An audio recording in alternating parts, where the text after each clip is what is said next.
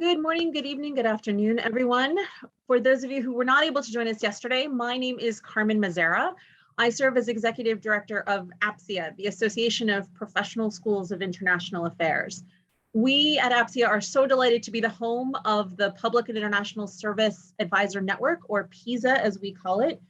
PISA is that community for all of you who would like to be champions for public and international service and all of the breadth of issues that fall under that on your campuses. And we're so glad to have you here today, and we hope throughout the whole week to really build out your knowledge and to showcase for you how we can support you in being those kinds of champions on your campus. We want to thank in particular the Robertson Foundation for Government, who helps to make the PISA process possible. And we, as I said, want to invite you to join us all week. Yesterday, we had a great session on careers in public and international service that is available on our YouTube page, just as this session will be afterwards.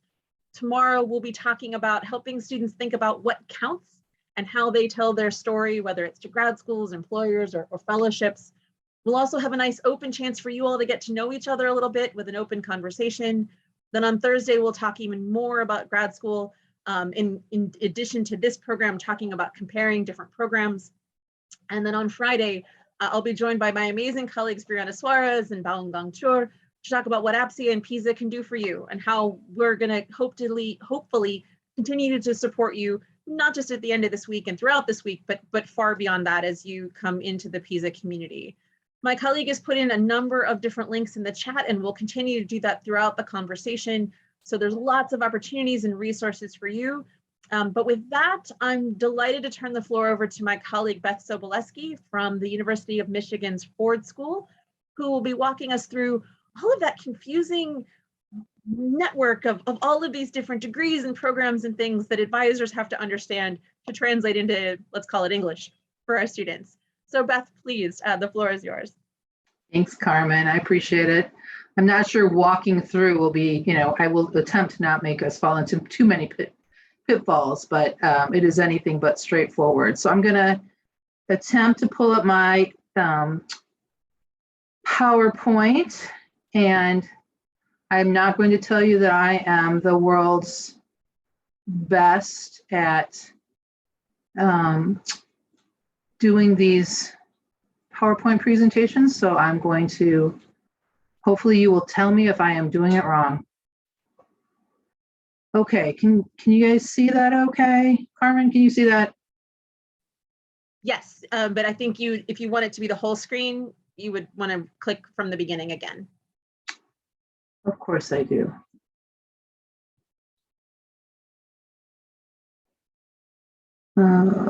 Sorry, you guys. I am, like I said, not the expert on this.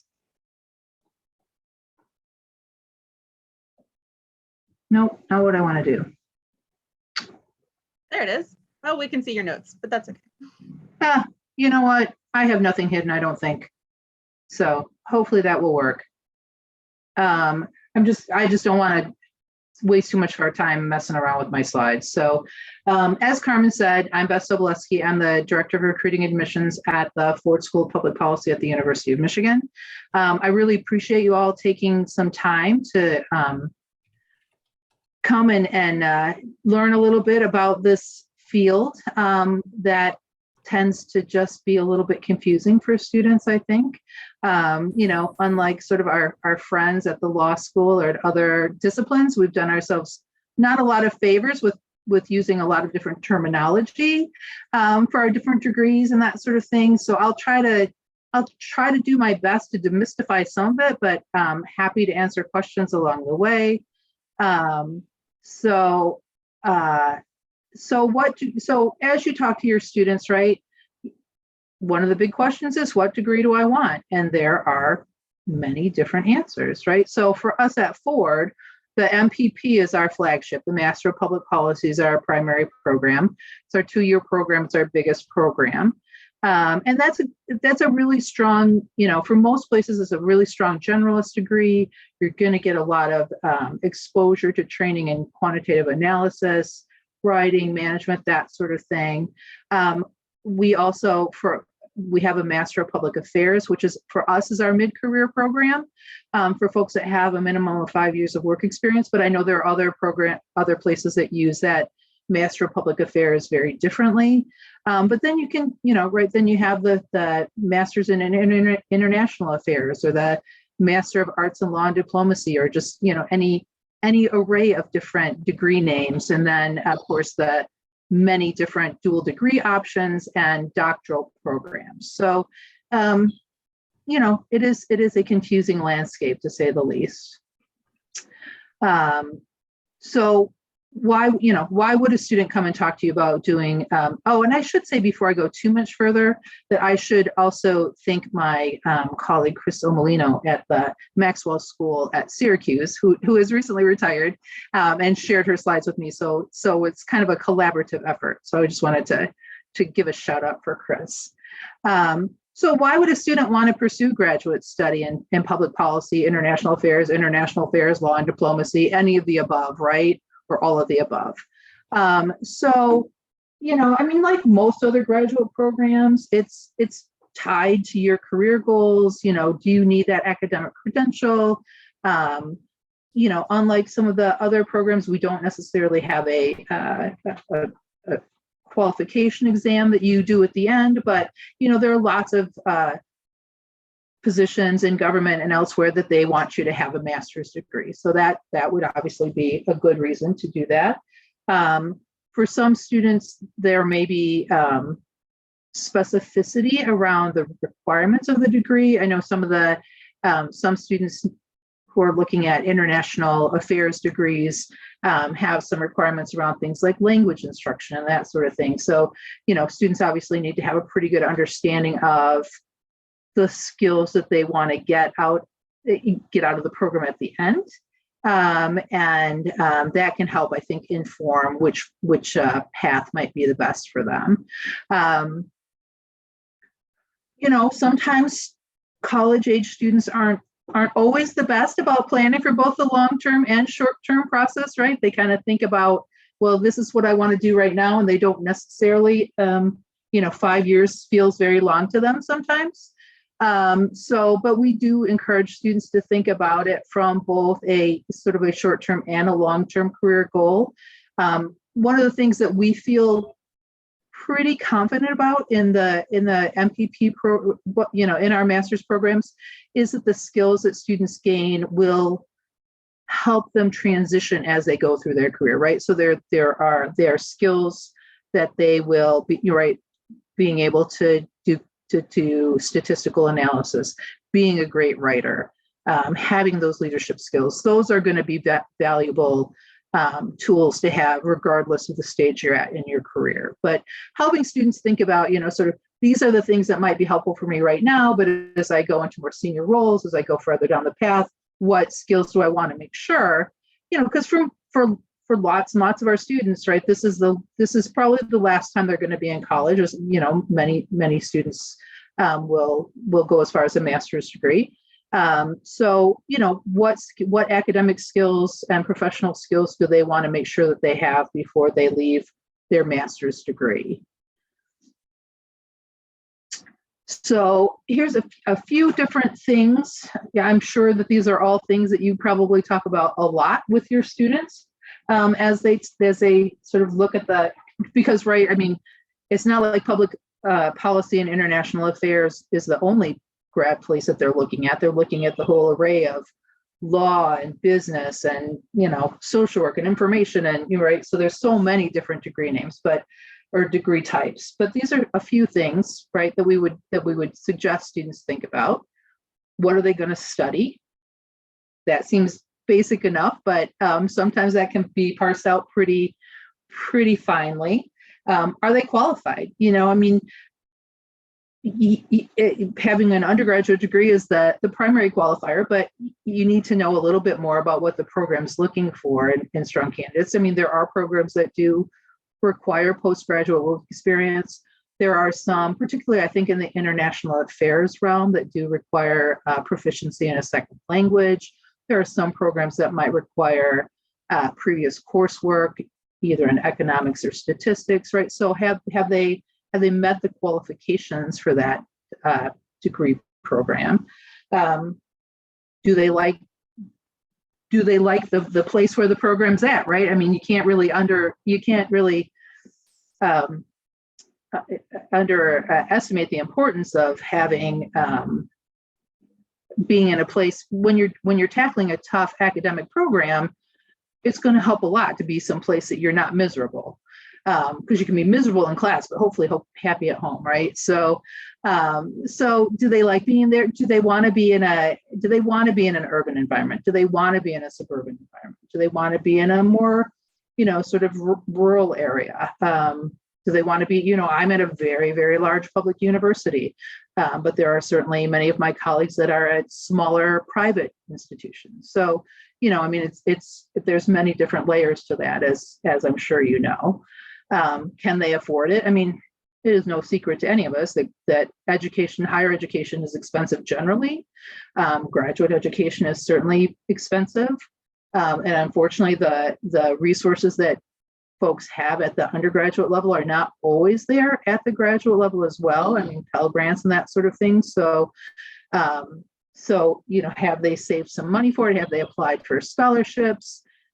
What support are they getting from the school? And we'll talk about that a little bit more in just a couple slides. But, thinking about affordability is really important. Cost of living is obviously part of that as well. And then where do they go next with their career? What kind of service does that program provide in terms of, do they have an internship requirement, and do they provide support? Do they have a dedicated career services office? Do they have great alumni networks? All that sort of thing. So thinking about, not just the process of going through the program, but where do they go after that? So what will they actually study? I mentioned that our MPP degree has a pretty strong focus on quantitative analysis. I think that's true of public policy degrees pretty generally, that the quantitative components for us, students will take, microeconomics and statistics and program evaluation as at a minimum. And then there's a higher level of electives that they can take as well. So obviously, we're looking at folks that have at least made peace with math. They may not all love it, but at least they don't run in the opposite direction most of the time. I think that's something that's pretty common for MPP programs.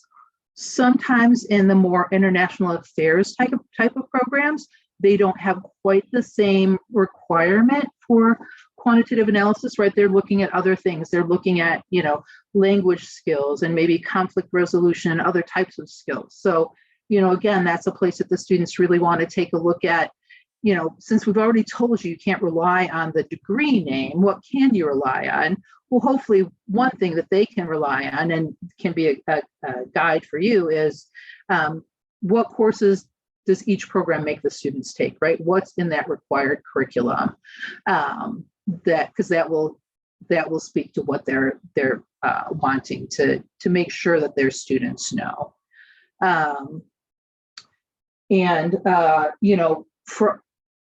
I keep referring to our program because that's the one I know, right? But for us, the MPP program, right, it's a pretty flexible program. We do often call it a generalist program.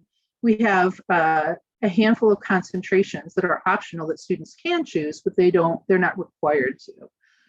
So for our students, about half of their classes are required classes and about half are electives. So they have a lot of latitude to choose what they study. Other programs, as I'm sure you've seen, are more narrowly defined, right? They have a very specific set of courses that have been deemed important to that program, and so they have less flexibility. And that structure may appeal to students that are like, this is exactly what I want to do, right? So, but having an understanding of, because it's obviously really frustrating for students to get into a program and realize that their options are pretty constrained if that's not what they were expecting. So they should take a look and see, sort of how broadly or narrowly that is defined. For the international affairs side of the world, many of the programs will require language proficiency. And so that's definitely something as students, if your students are thinking about applying to programs in international affairs, they'll definitely want to do some investigation as to what the language requirements are of that particular program. Others will, many programs will offer the opportunity to gain language training in another language, but there's a handful that do have a requirement about that. And there are definitely programs that have a more academic. So for us, the MPP program is what we do. We call it a professional degree. We're trying really hard to make sure that students have those skills that are going to make them successful professionally once they get out of school. Others have more of an academic focus. They may have a thesis requirement, which we do not have. So they may feel more like maybe a more traditional academic master's program. Again, something for students to think about.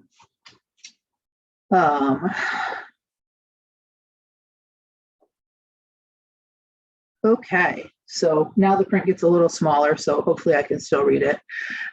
So just, this is obviously a broad brush, and so, but trying to think about some commonalities potentially across some of these different programs. So public management, or some flavor of public administration, a degree that has something to do with running a public or nonprofit entity. So what are students going to learn in that particular program? So hopefully they'll learn sort of how programs are designed and managed and implemented and improved, how those services should be delivered, thinking about the recipients of those programs once they're designed, and sort of broadly how government operates. It's very different than the for-profit sector, and there's many different levers that are used, right? Many different financing structures that are very different from what folks may be used to. So understanding sort of the business of government, if you will. Policy analysis, which is something that we focus on quite strongly in our programs here at Michigan, is that quantitative, right? Taking all of this information about a particular issue and sticking it into statistical software and running a lot of analyses to see if you can understand sort of the root causes of some of these issues and how you can address them, and measuring whether or not the programs that you've put in place are actually doing the things that you think that they're doing. Are you being efficient in managing your resources? And is the situation improving, essentially? International affairs, some of the same type of notions, but in either a more international structure, or at least to compare, right? I mean, sort of thinking about how we maybe do things domestically and how we do things internationally. But talking about things, that's obviously a very broad field, right? So it's not just about how governments are structured and how they might be different from the US structure, right? But talking about things like conflict resolution, peace building, economic aid. I mean, all the things that we hear talking about that we talk about on the news every night right now, right? What levers can we use when some country is being a bad actor and we want them to stop doing that, right? So how do we respond to these humanitarian crises, whether they're man-made or caused by natural disasters? How do we help countries just develop economically just to support their population? So those are some of the topics that students would learn in an international affairs program. And then, right, I mean, there's many, we talked a little bit about the maybe more narrowly defined degree programs. So there's a lot of specialty degrees out there. Sometimes, sometimes I read some of these degree names, I'm like, wow, that's a lot of words. But that there are definitely some programs that have a very, very, very specific design and intent. And so students should take their time in understanding if that design and intent is aligned with what they want to do, right? So have them think about things like, am I getting a broad view of this particular topic? Am I going really far in depth in learning about a particular issue or policy? Sort of what is it that I'm going to get when I get done with this?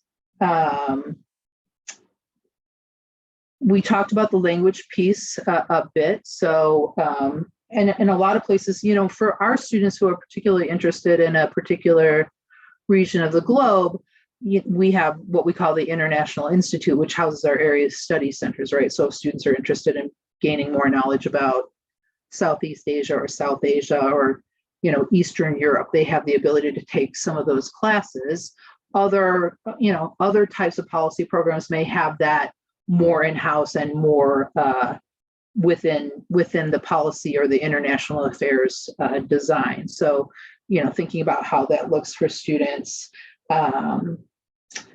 One thing that I will just say is that if you're working with a student that seems particularly interested in working abroad, if they want to do some type of international affairs, international development, international, right, kind of anything with the word international in the title potentially, encourage them as much as you can to actually get international experience, because that goes a long way toward helping people, right, helping admissions committees to feel that they actually understand what they're getting themselves into. It is oftentimes hard for admissions committees if they see a student applying that say they want to go and do international development work, but they've not been out of the country, right? So it's kind of like, do they actually know what they're getting into? So fully cognizant of the fact that is not always practical, but if they can, it is a huge benefit to them to have even a short-term experience. I think is really a huge benefit for them. So how do we teach these classes? What is it that we, how we try to convey these skills? Lots of different, and certainly more than one structure in the courses, right? Sorry, I see all kinds of weird stuff going down at the bottom of this. So I am very sorry for my slides not being, but hopefully you can see the important stuff at the top. So, we try to make sure that our students work in teams, because that is the reality of the world in policy, right? You're going to need to work with people. You're going to need to work with people that have a really different idea of how things should be done than you do. So being able to really work on that teamwork is important. For our public affairs program, we have a capstone project where students work with a employer to solve a particular issue, or at least attempt to solve a particular issue. For our MPP students, they have an internship. So that practical outside of the classroom experience is really important. Research. Obviously research in most master's programs is going to look a lot different than for students who want to go to a doctoral program. And just as an aside, I'm fairly confident that you, like I, talked to a number of undergraduate students who are like, oh yeah, I really want to get a master's degree, but eventually I really want to get a doctoral program, and their doctoral degree, and they don't really know why they want to get the doctoral program. They just know it's the top of the list, right? It's the pinnacle. And so trying to help them understand that while it may be the pinnacle in some regard academically, it's not necessarily the best choice for them, right? So we haven't really talked about doctoral degrees. We if there's any questions about that, obviously we can talk about that. But I know that can often be challenging. We also have, our Wiser Diplomacy Center does a lot of simulations around a variety of international topics. We do not actually have a thesis or a dissertation for our program, but there are certainly programs that do have those requirements. Writing instruction is a really important thing for us. And I think that's probably true for most of my peer institutions as well. And then, we're fortunate. I think that even though, as I mentioned, we're at this very large public university, the Ford School is a relatively small place. I think, if you looked at the bell curve of the distribution of public policy and international affairs schools, most of us are probably on the smallish size. There's a handful of those that are, quite large, but most of us are, I have probably about 250 master's students in my program, right? So most of us I think are a little bit on the smaller side. There's a handful of folks that are, above 500. So most of our classes are pretty intimate. They're pretty discussion based. There's not a ton of just being lectured at, which I think is a plus for our students. So how do I know if the student that's sitting in front of me is a good candidate? That's obviously a loaded term, a good candidate. But why is it that they are articulating that they want to go to grad school? One thing that oftentimes scares admissions reviewers off is lack of specificity about what it is that you want to get out of your graduate program, right? So if I have a student that tells me that they're interested in education policy and housing policy and international development, I'll say maybe you need to think about that a little bit more, because those are all big fields to begin with, and when you lump them all together, I'm thinking maybe you need to just refine your goals just a little bit. And so I think that that's something that can trip students up a little bit. It's a fine line, right? So we don't want students to spend too much time telling us about about all the things that we do and how excited they are about it, but we do want to know that they know what it is that they're going to get out of the program, and that they have clear career goals. Being a great candidate is not solely about academics. I have had amazing students who maybe weren't the most mature undergraduates, and they maybe had some problems while they were in school, but they went off and did some things that helped them really gain clarity. And other students were terrific undergrads, and they came, relatively quickly out of undergrad. So, but when they taking some extra, maybe you all have said something similar, but when I have a student sitting in front of me, I'm like, we're not going anywhere. So if you're not ready to come yet, it's okay. If you need to take a year, if you need to take a couple years, we'll still be here, and we'll still be ready for you to come and take our classes. So don't be in a rush. So, maybe that's a message that some students need to hear. And obviously grad school is not a great place to hide out from a bad economy, because it's expensive, right? So if you're already not making money, you don't want to go and spend a lot more money necessarily. So potentially not the best choice. So I talked a little bit about admissions committees. What are admissions committees looking for? Obviously this is sort of specific to schools and public policy and international affairs, right? So we are looking for students who have a strong interest in public service, and who understand the importance of training and preparation to be successful practitioners in these fields. I sort of have, I kind of have this little saying that pretty much everybody who walks through my door as a student wants to make the world a better place in some way or in another, right? There's that altruistic bent to the students that they want, right? They're looking for ways to make things better, whether that's in education, whether that's in health, whether that's in technology. There's lots of different pieces of, there's lots of problems in the world. I'm pretty sure you guys probably already know that. So, but they all want to make the world a better place, which I think is, I feel very honored to work with that type of student.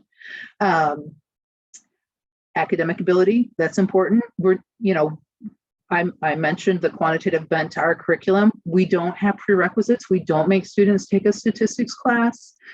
We hope that they took algebra, but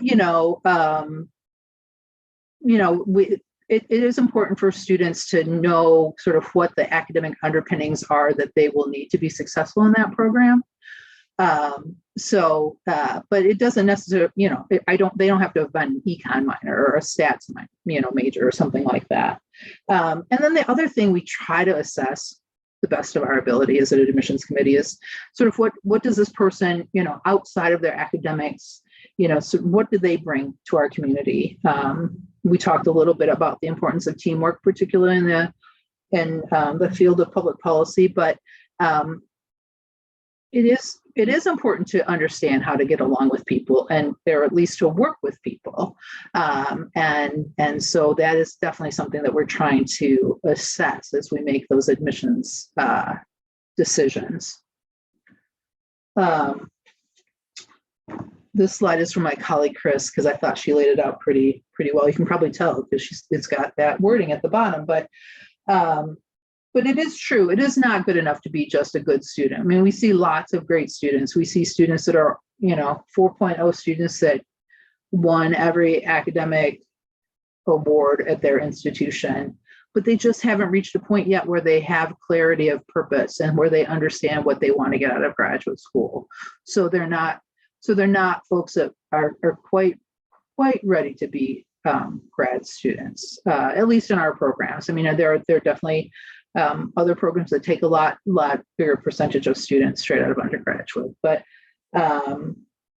we talked a little bit about the quantitative preparation, helping them understand what it is that they need to do. The value of determination and hard work in these students cannot be overstated. It's just for those students that are willing to come in and put in the work and get it done, we're going to be there to support them along the way. And I think that's true of my colleagues at the other APSIA graduate schools and graduate schools in a variety of different areas. So, for us, we have graduate student instructors, we have a writing center, we have academic tutors. So we're willing to put in the resources to make sure that they get the training that they want, but they have to put in the work. So a couple quick things, because I know I'm kind of running a little bit long. If students are, if you have a student in front of you that's like, well, I kind of want to go to grad school, I don't know what else to do. Here's a few thoughts about things that they could do before applying to graduate school. The fellowship and educational programs listed here. I mean, I'm sure many of you are very familiar with these. We are a PPI program at the Ford School, so the Public Policy and International Affairs program is one that's near and dear to our hearts. But particularly for students who are interested in international affairs, some of those programs like Gilman or like Pickering or Wrangell or Fulbright gives them a nice opportunity to do some international work. We talked about international exposure. Not everybody's cut out to be a Peace Corps volunteer, but maybe they want to go teach English abroad for a year, or maybe they want to do research. But I've seen quite a number of students who have done that virtual State Department internship. So some of those virtual internship opportunities, I think are nice. We have partnerships with AmeriCorps, Vista, TFA, City Year, all those programs, and many of my colleagues do as well. So for students who are interested in that, it will give them not only experience, and most of those programs give some funding toward graduate school, but many of us give either a match or we just give fellowship support in recognition of that service. So definitely strongly encourage any student that was thinking about this to take a look at that. And then, while they're still in school, a list of things that I expect that you probably would already know that students would want to do. Model UN. On our campus, the Roosevelt Institute is something that's really popular. So any of those type of learning opportunities are beneficial, I think. So what would students want to, so what should what questions could you suggest to them that they think about, right? So where do the graduates of that program go? Some programs definitely have a really strong regional reach, but maybe not as much national or international, which is okay if that's what you want. It's great, but it's just something that's really good to know. What does the student profile look like? Who are your faculty? So there are definitely programs out there that have a bigger percentage of folks that are adjuncts, professors of practice, folks that maybe don't have as strict of an academic background as other places. So what does that look like? Are they around? Are they on campus? Do they have office hours? Can students talk to them? That all matters, as I'm sure you all know. We talked a little bit earlier about resources, advising, career services, all that sort of stuff. All of the APSIA schools have their own dedicated career services offices. So, all of our programs put a lot of resources into helping students develop both those internship and job pipelines. Many of us have really strong alumni networks. Alums come in and do things like mock interviews or leadership training and that sort of thing. So many of my colleagues at the APSIA schools have those kind of programs. So we think that's important. And then what's the learning environment like? It's a little hard to talk about that right now since we've all been through 2 years of complete chaos. I was telling Carmen earlier that we welcomed our new class of undergraduates a little bit earlier today, and we have an upper division program where students join us as a junior, so they apply as a sophomore. And one of the students said, well, if we have a class conflict, do you tape the lectures? And I'm like, not anymore. We're back in person, and so that can be, I think, a little bit confusing for students, especially this group of students that have been through so much in the last couple of years. So what is that learning environment like? Is it in person? Is it big classes? Is it small classes? You guys know you know those structures. And then so where do grads go to work? This is a reflection of our Ford School grads, but I think we could probably extrapolate it to a lot of APSIA schools as well. Federal government, state government, local government, international institutions, nonprofits. There's a pretty, I mentioned the altruistic bent of our students, so there's lots of folks that are interested in nonprofit work. Consulting has become, I think, for many of us, just, a really big presence on our campuses. So a lot of our students will go maybe into public sector consulting, so working for a private consulting firm, but on public sector projects, utilities, that sort of thing. So that's just a quick snapshot of some of those, but all kinds of different places, all kinds of interesting work, right?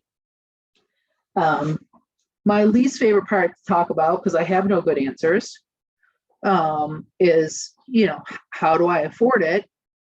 And, I always kind of tell students it's kind of like putting together a quilt, right? You get a whole bunch of different types of pieces and you put them together.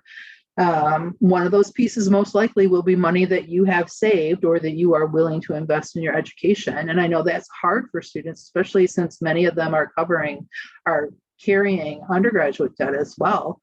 And that is also another factor that they have to think about as they look at graduate school. I can't tell you how many essays I've read from students that are just like, yeah, and I'm, $60,000 in debt. And part of me is just like, well, maybe this isn't the right next step for you then, right? So it is expensive. We do not, most APSIA schools, full funding is not the norm. So most of our students will come out with some level of loans that they will have to work to pay off over time. Maybe this time around, the public service loan forgiveness program will actually work. We'll see. I don't know, but I'm hopeful because that would be great. definitely encourage them to explore some of those external, we mentioned Pickering, Payne, Wrangell, Truman, and I'm sure that you all talk to your students about all those, but somebody gets those opportunities and they might as well put their hat in the ring if they can, right? So definitely something that I encourage them to look at. Trying to make sure that they have their hands on their undergraduate debt, I think is really important. So let's see, I think I covered the majority of things that I was going to cover, albeit with messy slides, but so where else can you find information? So, my wonderful colleagues at APSIA have a terrific website. They put on all kinds of information and run all these great information sessions. The NASPA, the Network of Schools of Public Policy Affairs and Administration, and then APAM. So those are kind of the three big organizations of graduate schools sort of in the realm of public policy and international affairs. My email address is there, bsobo@umich. Anybody has any questions that they think I could help them with, I am more than happy to do that.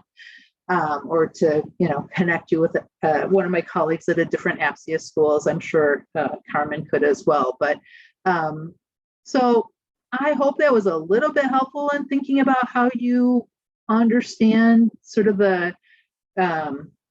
the realm of public policy and international affairs and all things that fall in that realm. I don't pretend that I always understand all of them either, but hopefully they gave you at least a little bit of information that maybe you could make some suggestions to your students about questions that they would want to ask of programs. One thing I will say. Go ahead. Oh, go ahead, Carmen. Go ahead. I was going to say, we do have some questions in the chat, but if you want to round out what you were going to say. No, I was just going to, right. So U.S. News and World Rankings came up today, right? The Ford School did well, as did many of my colleagues. Those are, you guys all know you're at institutions, those don't tell you the whole story, right? So, and I know students are often looking for that yardstick by which to measure which program is going to be better. It's one tool, it's certainly not the only tool, right? So I guess that was just the only thing that I wanted to say. So I would be happy to answer questions, Carmen. Thank you. And thank you for pointing that out about rankings. We always remind students that they have to also look at the methodology, right, as to how folks got to those particular numbers. And particularly around something like international affairs, where there is no formal ranking structure, it's really important to look at what questions they asked to decide who was first and who was second. So one of the questions is whether in public policy and public administration and international affairs, there are part-time options. I know some other disciplines don't allow it. Is that something that's possible in this space? It is.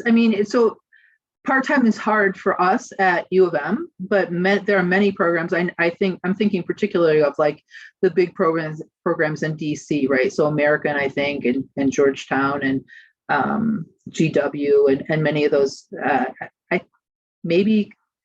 I think many of them that are sort of in big cities tend to have opportunities for people to go part-time because they're working full-time, and so they have classes in the evening. But yeah, I think there's definitely the possibility for students to do a part-time degree. They just have to, right? It's going to be a big juggling act, but they can do it. Indeed. We have a couple questions around undergraduate backgrounds. So one of the questions I always get is whether there have to be certain majors that feed into these programs, or whether students from any background could come into this space. And then we had a similar question about letters of recommendation, whether it has to be a faculty member in the discipline or anyone who can attest to the skills of that student. So could you talk a little bit about pathways in from undergrad? Yep, for sure. So I would say that we have students from all manner of different backgrounds. We have engineers, right? We have folks that did sort of computer science. I mean, yes, we have lots of folks that were econ or poli-sci undergrads. We have musicians. We have people that were theater majors. So there's definitely not sort of there may be a more popular path, but there's not a restricted path, if you will. So the answer, I think, is yes, you can come from all kinds of different backgrounds into these different fields, because you never quite know. I have a student in my admitted class who was a musician and did training, 2 masters, I think, in music, right? But kind of found a passion in music education, and then sort of by extrapolation in education policy generally, right? So those you never quite know when that is gonna pop up, and you're like, oh, tell me about this whole field of public affairs or public policy. And in terms of faculty, I mean, if you develop great rapport with your microeconomics faculty member, that's great. But if it's a different faculty member, if it's a graduate student instructor, as long as they're the person that's going to really be willing to take the time and describe what a terrific candidate you are, they're probably the better choice than just based on the job description of the person doing the recommending, if that makes sense. So we shouldn't just ask the most famous person we can think of, whether they know us or not? Well, the things I found with the most famous person that is those letters tend to be very short and very generic. So maybe not the best. Not the best. And as a reminder for folks too, we'll be able to really delve into even more issues on graduate school applications and paying for school at our session on Thursday as well.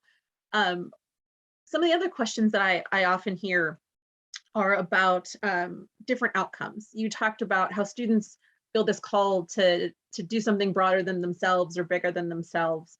And yesterday we talked a lot about how that manifests itself on the local level as well as on the global level. And some of our alum had moved back and forth among those spaces. Could you talk a little bit more about employment data? Is that something that's typically shared? And some of that transferability of skills when folks study these fields? Yeah, for sure. So we have, I know on our website at Ford, we have, quite extensive information about alums and careers and partnerships and that sort of thing. And I think that's true of most of my colleagues at other APSIA schools. But, we talked about it a little bit earlier on, that our goal is very much to make sure that students have a set of skills. We call it a toolkit. I'm sure, everybody has some version of it, but, that they have a set of skills that regardless of what policy topic they're working on, what type of organization they're working for, right?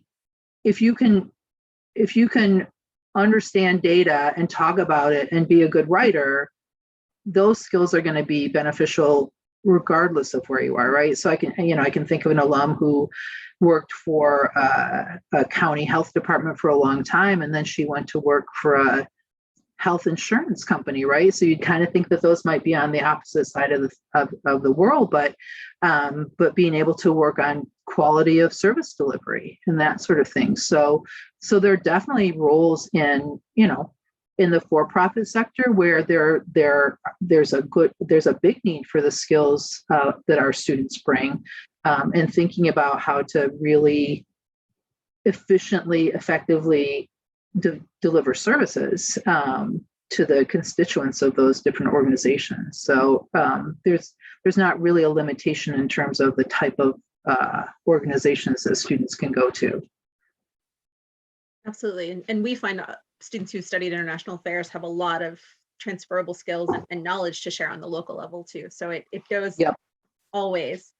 One of the questions our colleagues may hear a lot, just because students have heard of those programs and not necessarily heard of public policy and public administration, international affairs, is I have to go to law school, or I have to go to business school, or I have to do this if I want to do X. Yep. When you hear that question, what what typically do you say that we could arm our colleagues with to showcase all that's possible for students aside from what they might know or what their family thinks they should do? Yep. You mean what I say publicly? This Just is kidding. being recorded. We'll go to the bar later. I'm just kidding. You know that. I mean, at the end, it's kind of like what we talked about, right? I encourage them to think about and to investigate what it is that they're actually learning, because we've all probably heard this or said this. Law school trains you to be a lawyer, right? So it doesn't train you to be an administrator. It doesn't train you to be these other things. I mean, some people do have law school background and then they go on to some of these other roles, but it's not, I don't think that having a law degree is necessarily as broadly applicable as it perhaps had been in previous generations, if you will. And so, if you don't have to do anything, right? In particular, there's not any one particular path that's just right. But I also just encourage them to take a look at the backgrounds of folks that are in organizations where they want to work, because most of the time those backgrounds have a variety of different, there may be folks that have law degrees, there may be folks that have business degrees, but more than likely there's going to be folks that have a broad array of degrees. But I just kind of go back to, what is the purpose? What are you being trained to do? Where is that network? Where's the jobs that the career services in that particular school are going to be able to help you with, and just helping them understand that, the family pressure, particularly for students that are maybe first generation, I get it, that pressure of, you've got to be a doctor, you've got to be a lawyer, you've got to go to this set of schools. But if you can arm yourself with the information about the things that the services provided, the places that those alums have gone to, I think that can help that conversation with those influencers in their life, to say, hey, there isn't just this one path. There's all right. Higher education is a huge array of opportunities, and this is how this one fits for me, and this is what is appealing to me about this, and this is what people similar to me have done. And I would think that would tie back to some of the structure components that you mentioned too, which I would think most schools would share on their website what the core is, what the electives are, or some elements of structure. So an advisor could point a student at that and say, do you want to spend all this time and all this money taking these classes that are not building skills you want compared to this structure or this set of classes that is building the skills that you want? Yeah. Yeah. And, unfortunately, I think some of us don't always do a great, we sort of give this list of class names, but we don't necessarily give enough information behind it, so a student really knows what that means.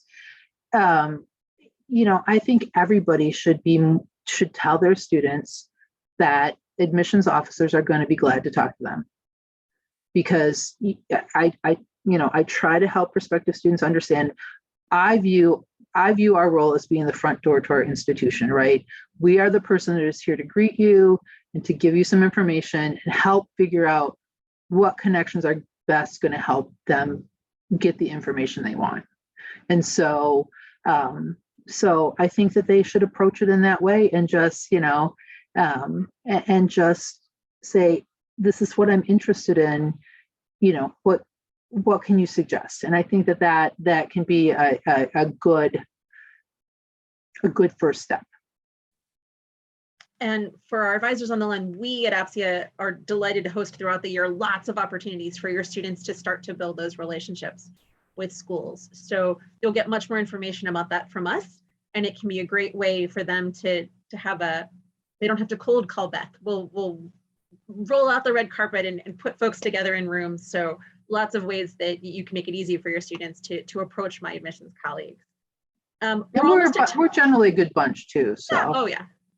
And they pick up the phone when you answer. That's really, they're such a welcoming group of folks, as by design. That's what their job is to welcome students in. So we're almost at time. I want to say thank you, Beth, for so much for unpacking this nebulous and sometimes confusing world of all of these different degree programs. I want to thank all of our advisors. We have a very quick poll that I'll ask my colleague to launch so that you can give us some sense of how we did. And I look forward to seeing you at the rest of the sessions this week and to many other different possibilities that we'll have going forward within the PISA family. So please let us know your quick thoughts on today's session, just 2 quick questions. And then again, tomorrow we'll be talking about those applications, not just for grad school, but also fellowships and jobs and all sorts of things. And on Thursday, we'll go even more in depth into the joys and sorrows of graduate school applications. I will say too, we at APSIA host and are delighted to come to your students to do a whole series on careers and international affairs, on best practices in applying to graduate school. My colleague Brianna Suarez does a great job walking students through all of these different issues and pushing them on some of those questions that Beth challenged us to bring to students today. So like I said, please feel free to, please do that poll, let us know how we did. Oh, the poll is gone. It's back. It's back. It's back. So, and I just wanted, so I apologize for the amateurishness of my PowerPoint presentation, but if you want to, if there's any pieces of it that would be helpful to share, that's perfectly fine. Thank you. So anyone who'd like those slides, feel free to reach out to us in the office and we'll make sure that we get that content to you in addition to the reporting that will be up later today. All right. Last chance to weigh in. Thank you all so much. Have a great rest of your day. We look forward to seeing you tomorrow. Don't forget to join us and we'll be in touch throughout the rest of the week.